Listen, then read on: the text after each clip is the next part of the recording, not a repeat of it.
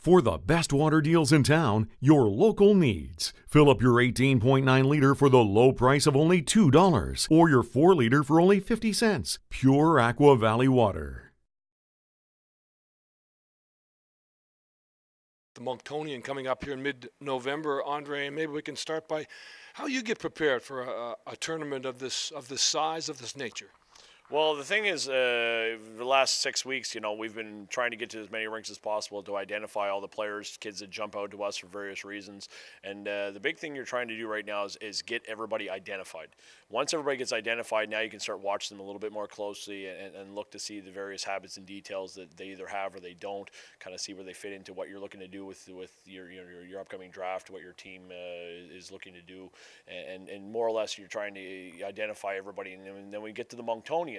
What happens is now you get to see everybody against everybody else, and everybody's in one spot now. So you're starting to see, kids create some separation for themselves one way or the other, and you're starting to see some kids play against competition they may not have played against all that much. Other than the interlock weekend that was last weekend, these kids, for a lot of them, will be the first time seeing each other from some of these games. So you get to see them in that environment playing against the highest level competition in Atlantic Canada and some other teams that are coming in from Canada. So it's a good opportunity to start getting your evaluations in check. Are you looking at just players who are identified first-year draft eligibles, or do you look beyond? Well, I think the biggest thing you're trying to do is you're trying to identify players that are going to fit with what the hockey club is looking for. So the big thing, we're trying to identify is players that, they play well without the puck, the players that, you can see some hockey sense. Obviously, the skill level and the skating level is one of these things where most of these kids have that, but you're trying to find those little intangibles. But, you're looking to see who can play.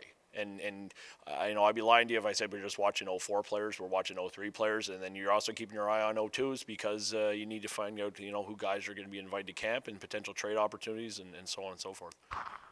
Andre, Friday night, it's the prospects game. Tell me a little bit how much emphasis, how much importance you place on that. Well, you want to go to the game and you want to see again the central scouting list puts the list together for the players. So we're seeing kids in a showcase environment. The thing I like to take out of it is who kind of adapts to the pressure situation. That's the big thing because for a lot of it it's just one game. The kids are playing with people they're not used to playing with. So you don't want to put a lot of emphasis on a lot of those things. But I do like to see who really rises to the occasion. Who wants the spotlight, who wants to be the guy in that situation. So it's a lot of fun, but it is a situation where you kind of take it with a grain of salt. What advice would you give those players that are coming well aware that there are maybe over 100 scouts in the stands watching? What advice would you have for them? The biggest thing I would say to players is don't change what you're already doing. There's going to be a lot of attention being paid to the high-end players that everybody knows about. But, there's going to be a lot of players that are going to get in this situation, get themselves tied into knots, trying to do too much. And we see the players that just go in and play their game and play hard.